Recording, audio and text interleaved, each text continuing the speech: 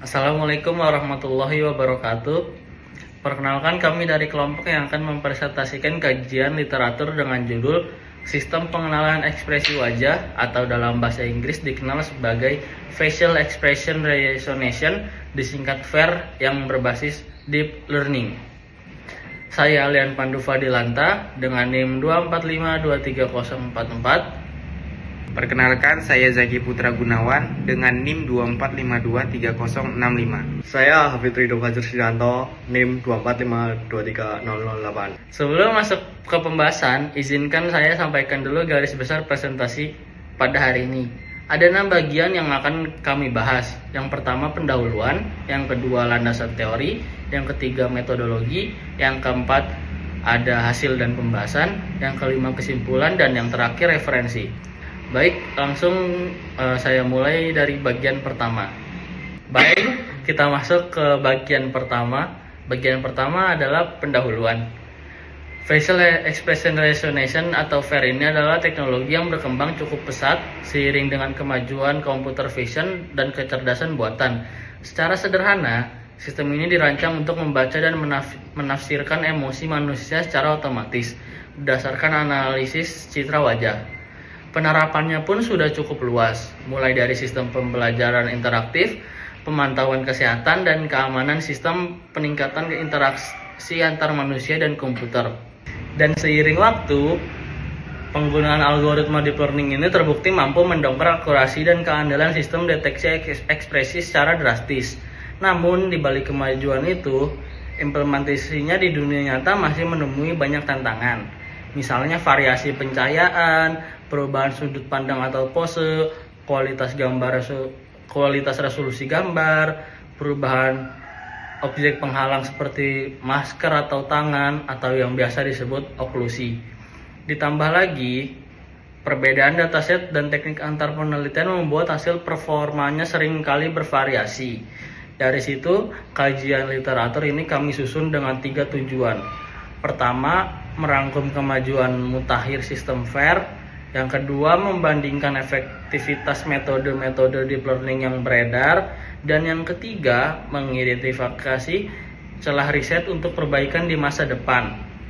Pendekatan yang kami gunakan adalah Systematic Literature Review atau SLR. Masuk ke bagian kedua, ada beberapa konsep kunci yang mendasari kajian ini. Yang pertama, tentu saja Facial Expression Recognition. Itu sendiri teknologi yang membaca dan menafsirkan emosi manusia dari citra wajah.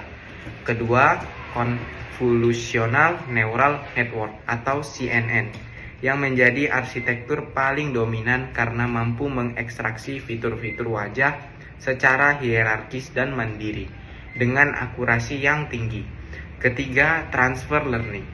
Ini adalah teknik memanfaatkan arsitektur yang sudah terlatih sebelumnya.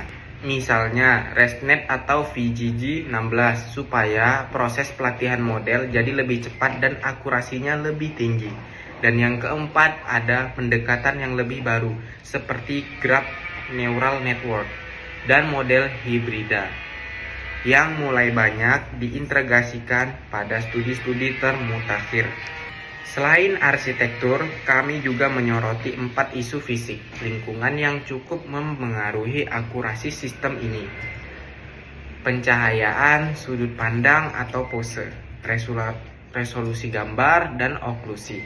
Studi-studi terdahulu menunjukkan performa yang cukup bervariasi, salah satunya karena perbedaan dataset dan teknik ekstraksi fitur yang digunakan.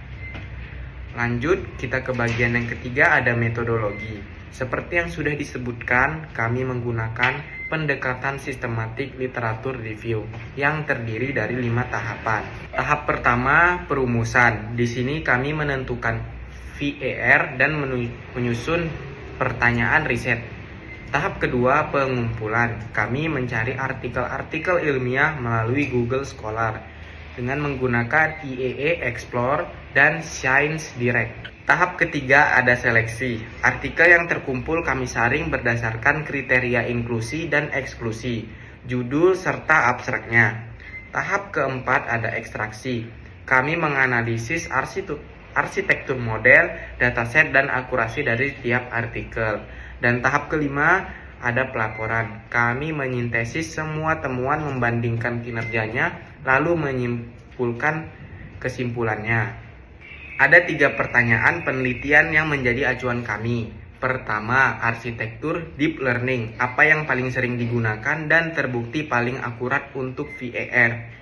Kedua, bagaimana perbandingan kinerja serta efisiensi komputasinya pada kondisi dataset yang berbeda, baik yang terkontrol maupun dunia nyata. Dan ketiga, apa saja tantangan teknis utama dalam implementasi VAR saat ini. Untuk seleksi literaturnya sendiri, kami membatasi pada artikel Proceeding atau jurnal terbitan tahun 2022 sampai 2026 yang fokus membahas arsitektur deep learning untuk VAR dan menyediakan data kuantitatif seperti akurasi atau waktu komputasi. Masuk ke bagian inti, yaitu hasil dan pembahasan. Dari proses seleksi tadi, kami berhasil mengekstraksi 5 literatur utama. Di sini kami merangkum perbandingan arsitektur dan capaian kinerjanya.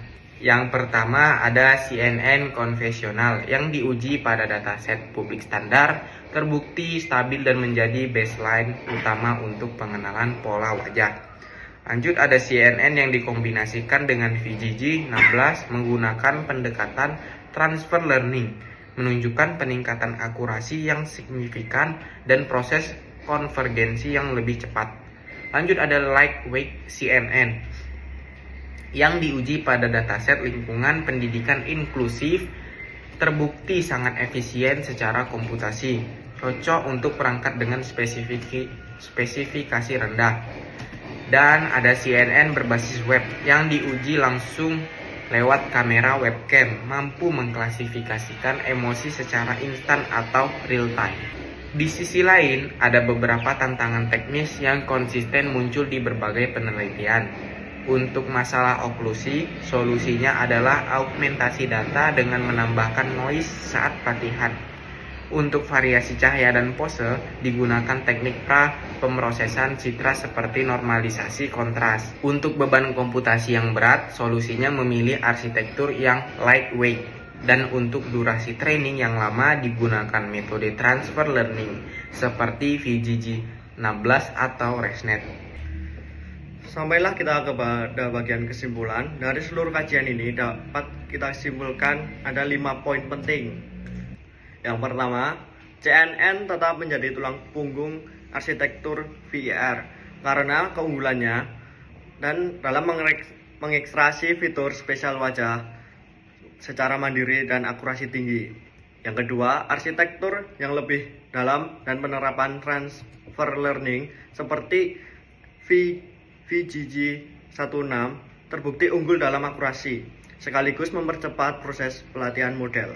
Yang ketiga, model lightweight atau CNN berbasis web mampu meningkatkan efisiensi komputasi sehingga cocok untuk penerapan real time di perangkat dengan spesifikasi rendah. Yang keempat, meskipun begitu, implementasi di dunia nyata masih terkendala oklusi, variasi cahaya, dan pose, beban komputasi, serta durasi training yang lama. Dan yang kelima, solusi teknis seperti augmentasi data serta pemrosesan citra diperlukan agar sistem VAR ini bisa lebih tangguh ketika diterapkan di berbagai sektor kritis. Pada slide ini, kajian ini kami susun berdasarkan 5 referensi utama yang ada di sini. Demikian presentasi kajian literatur kami mengenai sistem pengenalan ekspresi wajah. Semoga apa yang kami sampaikan bisa memberikan gambaran yang jelas mengenai perkembangan, tantangan, dan arah riset ke depan pada bidang ini. Terima kasih. Sekian presentasi dari kami. Assalamualaikum warahmatullahi wabarakatuh.